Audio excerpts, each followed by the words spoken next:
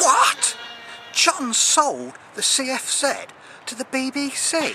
They've already ruined Doctor Who, the most successful long-running science fiction programme in the history of television, by pandering spinelessly to political correctness and turning the Doctor into a woman. How ridiculous! And now they're going to ruin on the track as well!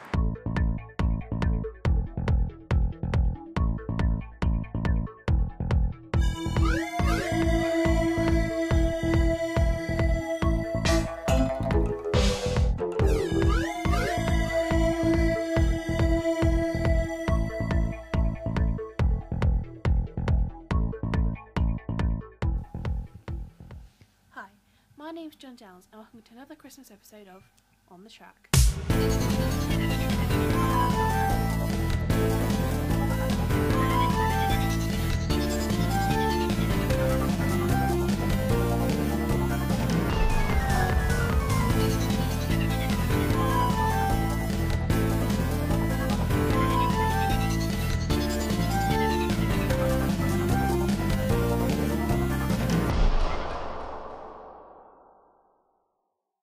We need to build a wall, and it has to be built quickly. And I don't mind having a big, beautiful door in that wall so that people can come into this country legally. I am quite a political animal, and I'm not going to pretend that I've never brought politics into On the Track. But on this occasion, this has got nothing to do with what I may or may not feel about President Trump. That is totally irrelevant. But what I do want to do is to look at one of the potential implications of the border wall between the United States and Mexico, which President Trump is apparently causing to be built. Last month, Max told us about the Californian condor, which used to be found much more widely than it is now. But it is not the only predator in those parts of the United States which is less widespread than it used to be. The jaguar is the only big cat in North America. Although more usually found in South America, it was found as far north as California in the 19th century, and they were also found in Texas, New Mexico and Arizona. However, since the 1940s, they have only been found in southern parts of those states, having crossed the water from Mexico. Jaguars were rapidly eliminated in the United States, and the last female was shot by a hunter in the White Mountains of Arizona in 1963. Jaguar hunting was made illegal in 1969, but no females remained, and over the next 25 years only 2 male jaguars were found, both of them killed and both in Arizona. In 1996, Warner Glenn, a rancher and hunting guide from Douglas, Arizona, came across a jaguar in the Phillipson Mountains and became a jaguar researcher, placing webcams which recorded 4 more Arizona jaguars. No more were seen for many years, but in 2009 a male jaguar called Macho V died shortly after being caught and radio collared by the Arizona Game and Fish Department. More were seen in the next few years, and in 2016 one was filmed, but they were all males that had wandered across the border from Mexico. In September this year, 2017, conservationists filmed a video of what they believe to be the first female jaguar in the US since 1963. This is fantastic news. It may herald to the beginning of jaguars living permanently in the US for the first time in over 60 years. And I'm sure you would agree with Charlotte and me that the idea of having a resident population of such rare and beautiful animals in the United States would be a totally fantastic thing to happen. But as we have seen, the jaguars in Arizona have all come across the border from Mexico. And if President Trump does build his wall to stop illegal immigrants, it will also stop jaguars. And the wonderful natural resurgence in the fortunes of this wonderful creature will be over before it began. But amusingly and quite coincidentally, the jaguar has gained a powerful ally in the last few weeks. All right, the game Cards Against Humanity releasing an anti-Trump holiday stunt aimed at saving America. On the first day of the campaign, Cards Against Humanity purchased acres of land on the U.S.-Mexico border and didn't build a wall on it. All right, the very popular game asking players to donate $15 in exchange for 6 America-saving surprises. One of the gifts, a certificate of the company's purchase of land at the border to help keep the wall from being built. This promotion has already sold out. Bloody hell, Corinna, John's in The Guardian. Those of you who follow such things will probably already be aware that Danish scientist Charlotte Lindqvist has recently published her results of what happened when she reanalyzed samples, including those used in the Channel 4 Yeti documentary some years ago. The results include a thigh bone found by a spiritual healer in a cave that turned out to be from a Tibetan brown bear, hair from a mummified animal in a monastery that turned out to be from a Himalayan brown bear, a tooth from a stuffed animal collected by Nazis in the 1930s that turned out to be from a dog, and the rest of the samples turned up 5 more Tibetan brown bears and an Asian black bear. Newspapers around the world leapt on these judgments and came out with stories claiming that these results prove once and for all that all Yeti sightings are down to misidentified brown bear. Well, as far as I'm concerned, and as far as many other high-profile cryptozoologists around the world are concerned, this just simply isn't so. I was quoted in The Guardian as saying, Jonathan Downes, director of the Centre of Fortean Zoology, said that while he applauded the scientific work and agreed that many samples are obviously from bears, he believed the mystery is not yet solved. I think there is still a possibility that there are unknown species of a higher primate which are still awaiting a discovery in what used to be Soviet Central Asia, he said. And unusually for newspapers in these days of fake news, I wasn't misquoted, and that was pretty well what I said. But as I alluded to earlier, I wasn't the only one. So we phoned one of John's friends, the famous cryptozoologist Loren Coleman. So Loren, what was your reaction to the hair findings? Well, once again, I saw the media had taken a little study that has used biased samples, so-called Yeti samples, and the headlines over here in the States were, Yetis are bears. And so I started looking a little deeper, and what really shocked me right away was that they used only 9 samples that they called Yeti, but I dug a little deeper and saw immediately these were icon film samples from a larger group of artifacts that supposedly were Yeti, and they picked out the ones that they already knew were bears. So they took bear samples and they tested them and said, oh my gosh, these are bears. Well, of course they were. You know, they were Reinhard Messner's Yeti / Nazi badly taxidermied animal that had used canid teeth in the mouth. We already knew that was a bear that he'd had stuffed and put in his museum.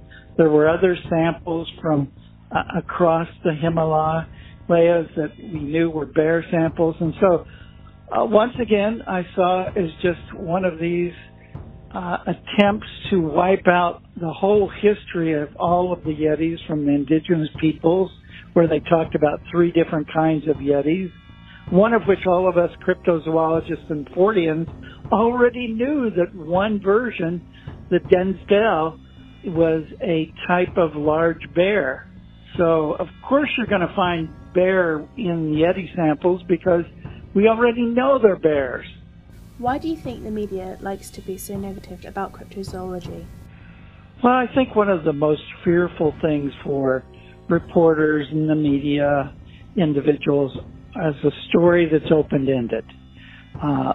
Sure, they give a lot of talk that they like mysteries, but the whole motivation of news reports are to have a beginning, a middle, and an end.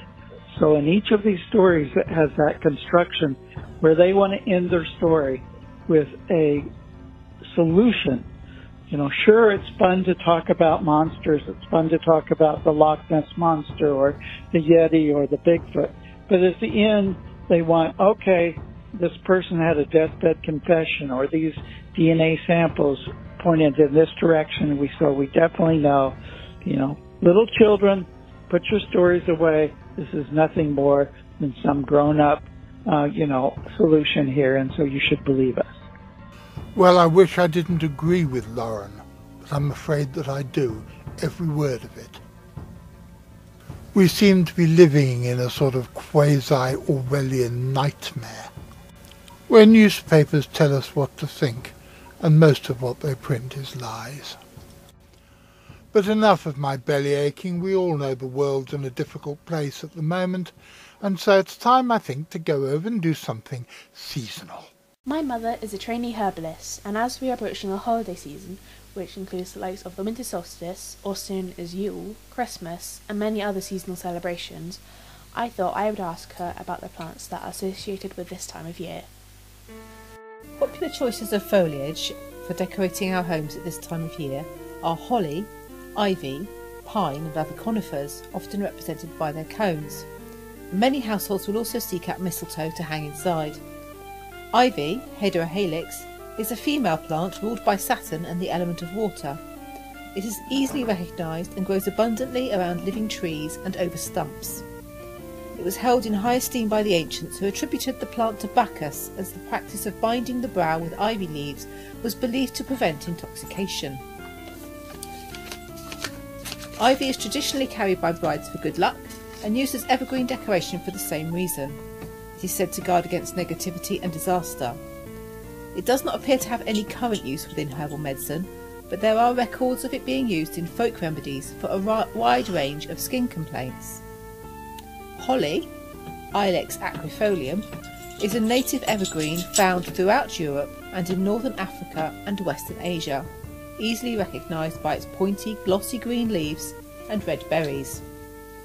It's considered a male plant ruled by Mars and the element of fire, and linked to the spirit of vegetation, which we know as the Green Man. In the Battle of the Trees, the Holly King rules the year from midsummer to midwinter as the days grow shorter. At winter solstice, he battles the Oak King, who traditionally is the victor, ruling the year from midwinter to midsummer. Holly is considered protective and is carried to promote good luck, and hung in the house at Yule for the same reason. Holly leaves can be dried for tea or used fresh as a decoction to induce sweating in fevers and to help with catarrh and chest infections. The flower remedy and tree essence help dissipate anger and release jealousy and envy. A related plant gives us yerba mate tea, which is used as a stimulant to relieve low mood and fatigue. An old folk remedy for chilblains in central and southern England was to beat the chill's blood out and stimulate the circulation with leaf-bearing holly twigs. Thankfully, this is not a remedy we use today. Lastly, we come to European mistletoe, Viscum album, which is one of the 9 sacred plants of the Druids, and so highly revered by them that they only sought it out when instructed in visions and harvested it from the host tree under very specific conditions. It is a male plant ruled by sun and the element of air, described by Jonathan Briggs of the mistletoe pages as the only mistletoe that has the distinctive forked branches, paired symmetrical evergreen leaves, and pearlescent white berries associated with midwinter and Christmas. Mistletoe is used for protection against lightning, disease, all forms of misfortune, fires and much more. It is placed in cradles to protect children from being stolen by fairies and replaced with changelings. Mistletoe is believed to confer good luck in hunting and aid in conception, as well as being used to try and capture immortality. The Druids believed it an antidote for all poisons. Mistletoe is currently being investigated for potential use in cancer treatments, as it has reputed anti-tumour activities. It helps dilate blood vessels, so can lower blood pressure, slows and steadies an excessive heart rate, and acts as a general relaxant. Unfortunately, access to mistletoe as a medicine is restricted to registered practitioners only, over concerns about toxicity levels. Research does not support this stance, and legislation unfortunately takes a while to catch up. And now there's yet another story from the Phillipson family. This next story actually happened because of my dad. Back in June, my friend Wendy posted something on Facebook about some remains in her garden. So I thought we'd better phone the CFZ. What appeared to be the severed leg of a young lamb had appeared mysteriously in the middle of her lawn overnight.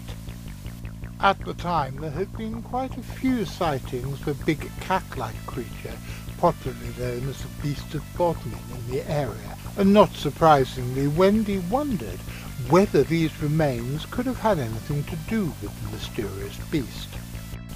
And so Corinna and Julia set forth intrepidly to see what they could find out. Wendy showed us around the garden and the place where the leg was found. We had a quick look at all of the shrubbery and fences, and whilst there were a couple of places where an animal could have gained access quite easily, there didn't seem to be anything major where something could have come through.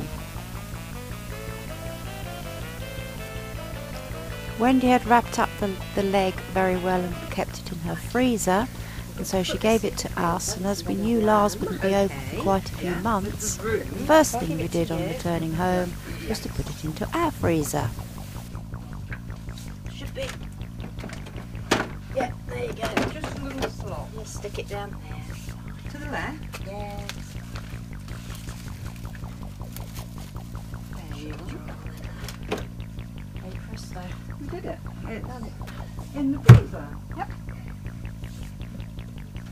And now we must reintroduce you to everybody's favourite cryptozoological Viking, my old friend and colleague Lars Thomas, who you will remember from last month's episode had been staying in the village for a few days. Back in June he had promised that he would examine the specimen for us, but almost immediately we ran into a problem. Sad to say, we couldn't find any of the CFZ dissection instruments.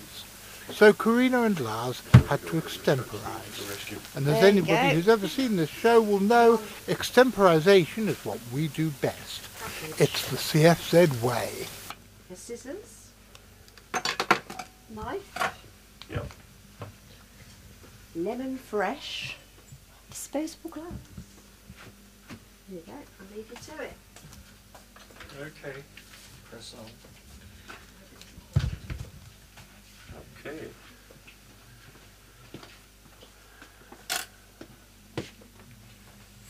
Well, let's see what we got here. We better put these on at first.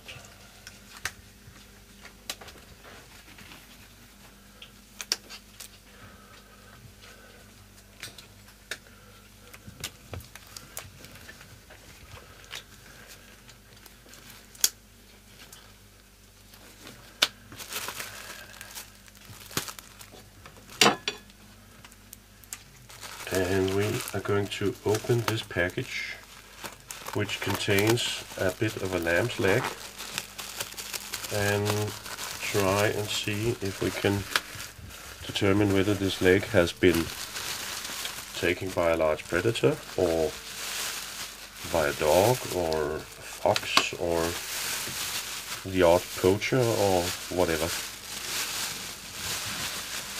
As far as I know, it was found on a lawn, which is an odd place to find a bit of lamb's leg, but we shall see. It's very securely wrapped.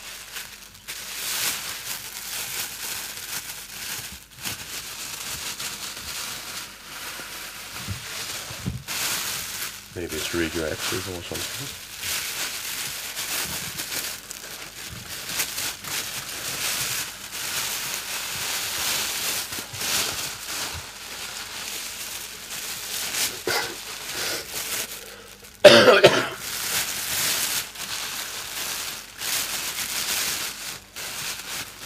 Here we have a lamb's leg, and I'm going to move it over to the front so we can see a little bit closer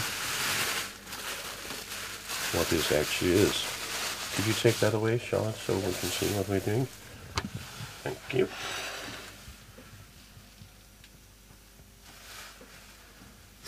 Now I need to lift it up a little bit, because otherwise I won't be able to see what I'm doing.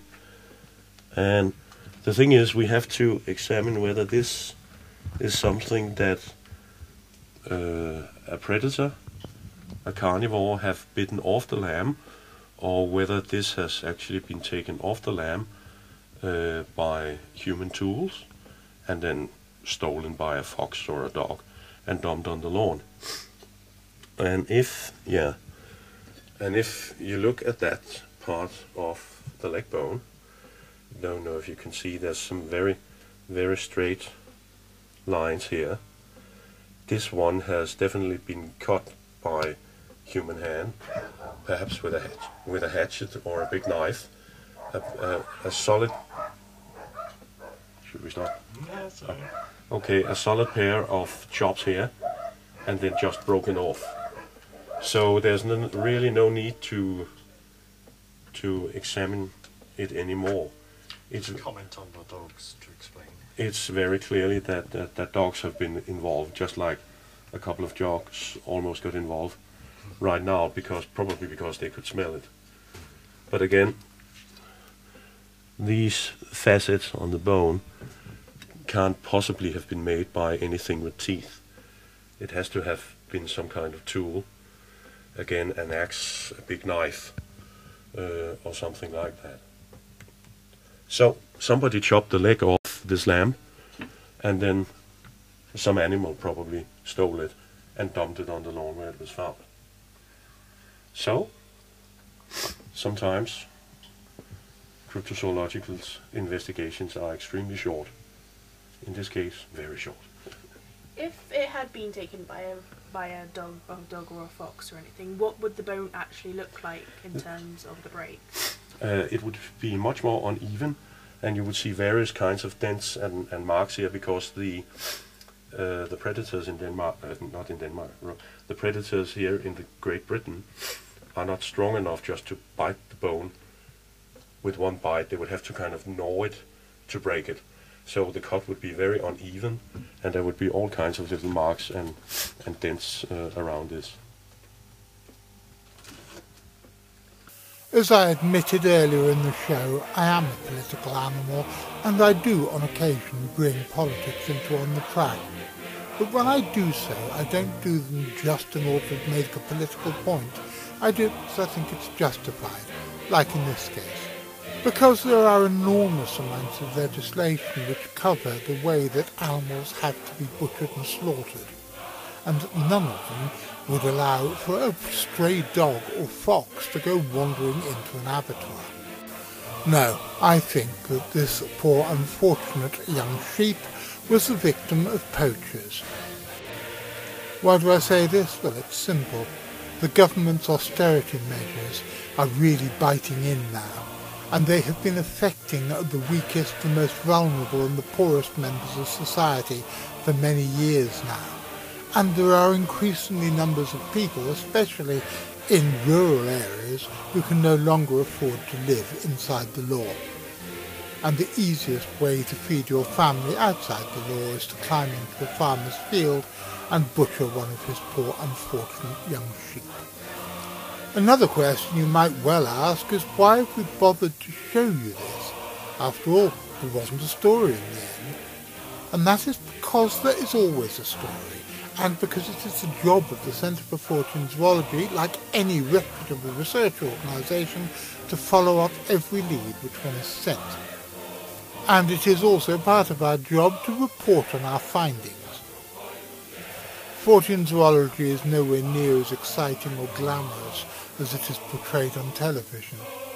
But that's not the point. I find it fascinating, and I hope that by sharing stories like this with you, that you do as well. The day we were filming the final bits of this episode, some strange news came in from Australia. The story comes from a completely peerless source. The Daily Star is, after all, one of the watchwords for quality journalism. And alongside stories about Britney Spears, the cast of EastEnders, and alien buildings being seen on the moon, is this story about a giant humanoid creature seen swimming up and getting out of an Australian river. In the clip, recorded by 65-year-old Faithy Ada, you see a dark-looking object appearing to float along the river. It dunks its head under the surface before appearing again. The video then cuts before we can get a closer look at what this could possibly be. The footage was recorded during a family fishing trip on the Hawkesbury River in Australia. Speaking to 7 News, the man who recorded the clip says it looked human the way it lifted its head up. Well, I truly can't see how they get a humanoid figure out of that picture. Well, I know what I think it is, but let's ask a real expert on the subject. Evelyn, what do you think? It's a turtle, Grandad. Of course it's a turtle. And I think it's pretty likely to be a leatherback turtle, the largest known species of chelonin to be living in the modern world. And not only do I wonder if anybody actually believes this crap, but I refer anybody interested back to what I said earlier in this episode about newspeak and fake news. Sadly, George Orwell has been proved to have been pretty well right, even though it took a few more decades for the world of 1984 to become a reality, or some sort of a reality, than Orwell had originally predicted. And of course, these days, the phrase "Big Brother is watching you" has a completely different meaning to one that Orwell could even possibly have imagined. And no, before somebody complains, I am not misusing the term fake news. Because although this story has no political motivation whatsoever, it is still nonsense that has been portrayed as real sensationalist journalism in order to keep the masses happy, while those who are in power over us all get on with doing what the hell they like. I do apologise to you all. This was meant to be a jolly cheerful seasonal episode, but instead it seems whatever story we do ends up coming back to politics and inequality. Well, that, I'm afraid, is because there was not much to laugh about in 2017. But now for something which is guaranteed to be jolly, over to my lovely wife Corinna for our regular monthly visit to the Watcher of the Skies. I've always felt a curious affinity with this species of bird, probably because for 30 years I was a secretary, and this is a secretary bird. A highly specialised ground-dwelling bird of prey from an older family than the other Old World raptors. It is native to sub-Saharan Africa and is sadly non-migratory, so will never be a natural visitor to these shores. But I think you'd be surprised quite how many completely unexpected avian visitors Britain does have, and that's what this segment of On the Track is all about. Bernard Heuvelmans himself said that cryptozoology wasn't the study of monsters, but the study of unexpected animals, and in the UK what could be more unexpected than vultures, spoonbills and albatrosses? Yes, even the kings of the Southern Ocean have been seen in British waters. 2 species of albatross have been recorded in the UK in recent years. Not all of our feathered visitors are quite so spectacular, but nearly every day there is something exciting to greet the Watcher of the Skies. And hello once again. And to Robert Schneck, hello from Prudence. Right, a Lancashire woman walking her dog recently captured footage of what appeared to be an albino pheasant. Albinism results in white feathers and pink eyes, but true albinos are thought to be rare in the wild. And most, of course, albino birds actually die soon after fledging. A member of the Wildlife Trust for Lancashire said that while there was a number of kinds of pheasant, there are no white ones. It is likely to be albino or leucistic. Some experts say white pheasants are not common, but could occur as a result of intensive breeding for shoots and food. The ones seen wandering around are obviously escapees, like more pheasants which are not historically native to this country. There are only 20 territorial pairs of red kite recorded in Northern Ireland, and this year 13 of them successfully fledged 28 chicks between them, which is a new record. And 2018 marks the 10th anniversary of the reintroduction of this bird of prey after they were persecuted to near extinction around 200 years ago. However, even with growing numbers, Northern Ireland is still far away from a sustainable red kite population, and the bird is also, unfortunately, still being persecuted today. However, Even with growing numbers, Northern Ireland is still far away from a sustainable red kite population, and the bird is also unfortunately still being persecuted today.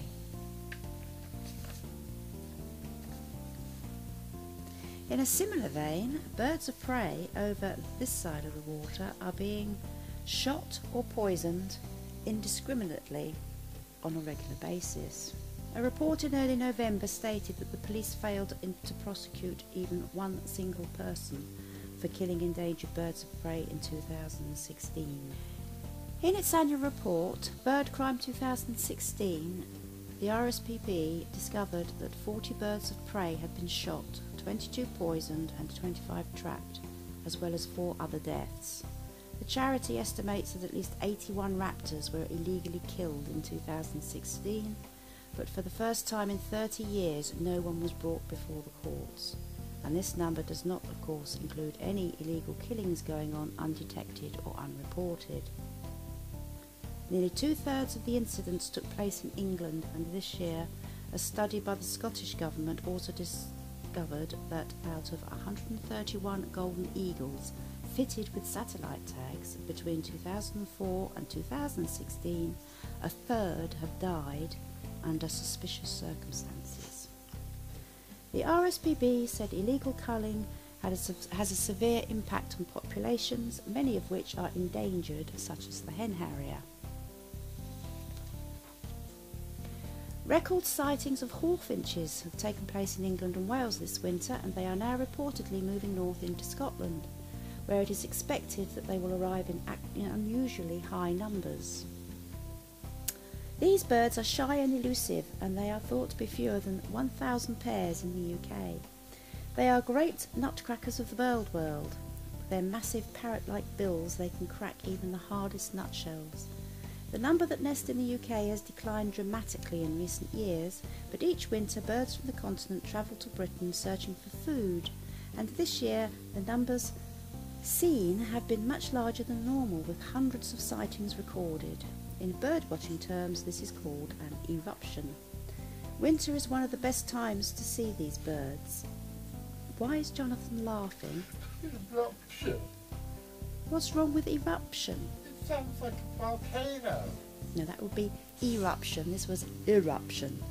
For God's sake, Corinna, do we really have to work with this idiot for much longer?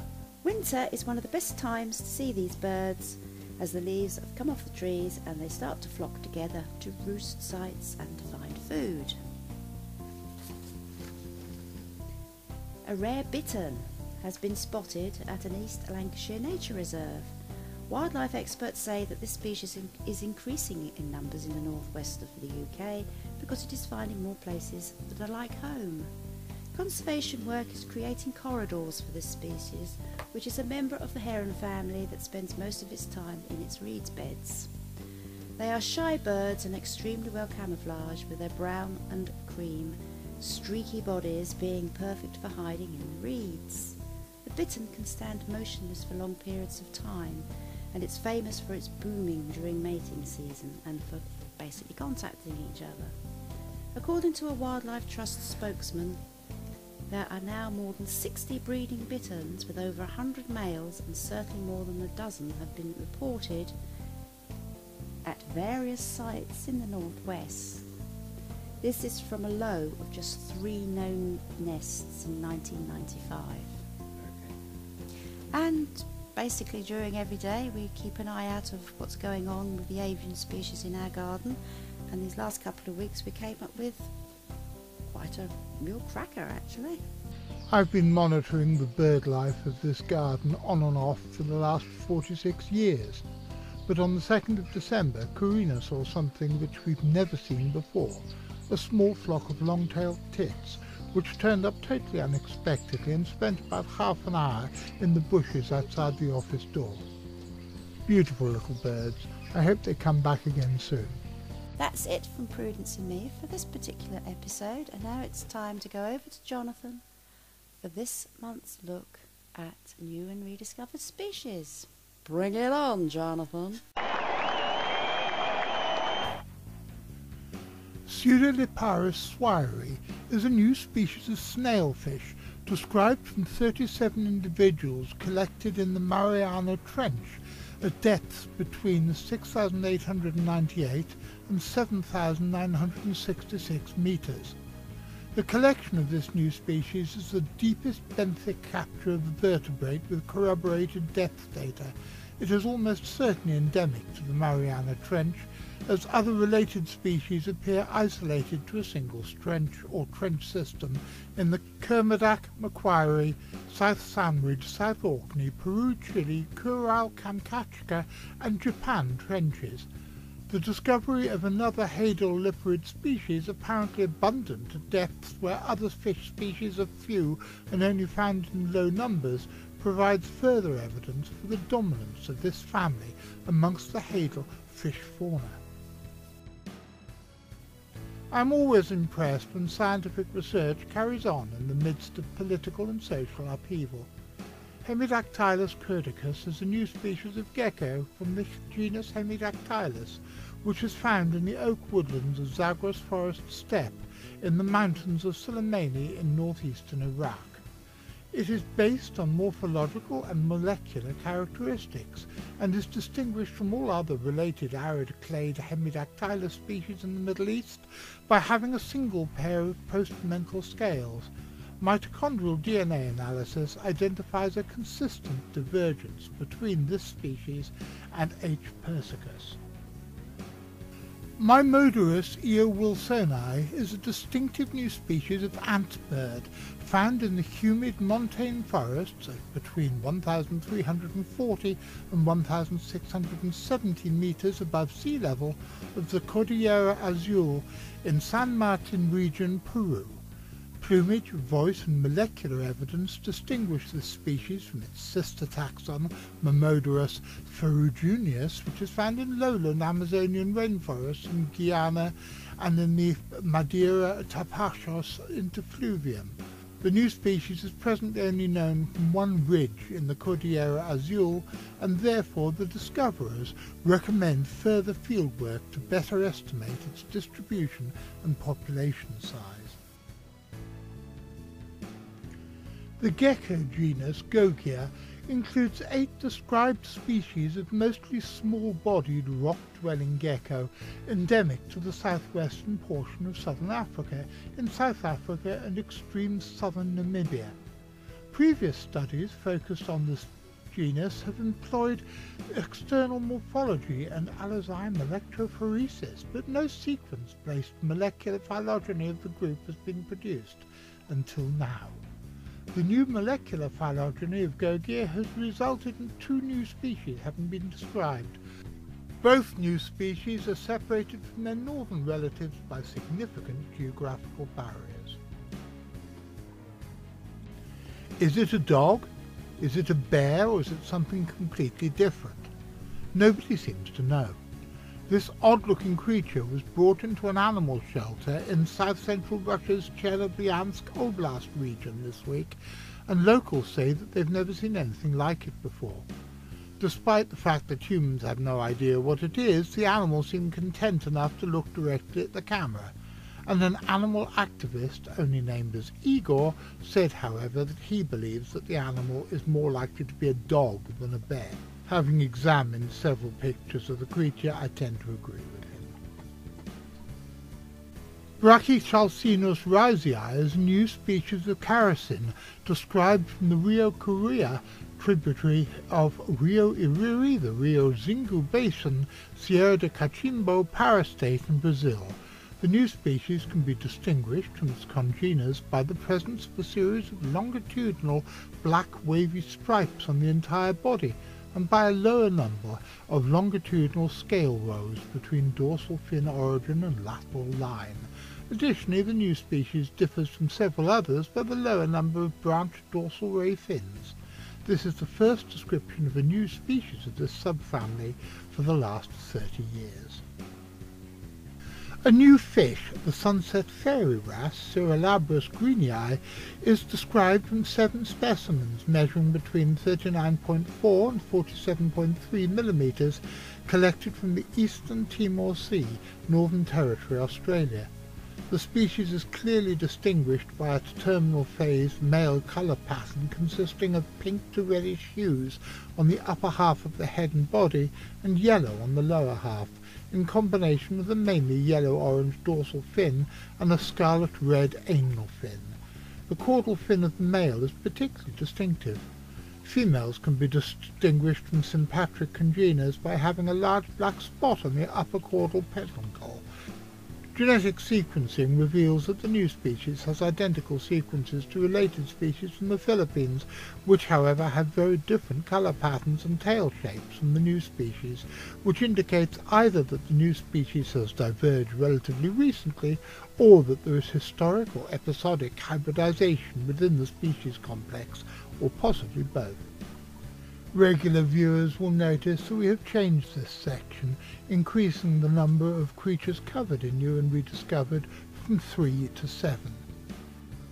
Believe me when I tell you that we could have made it twice or even 3 times that much, and that is only the species discovered in the last 4 weeks.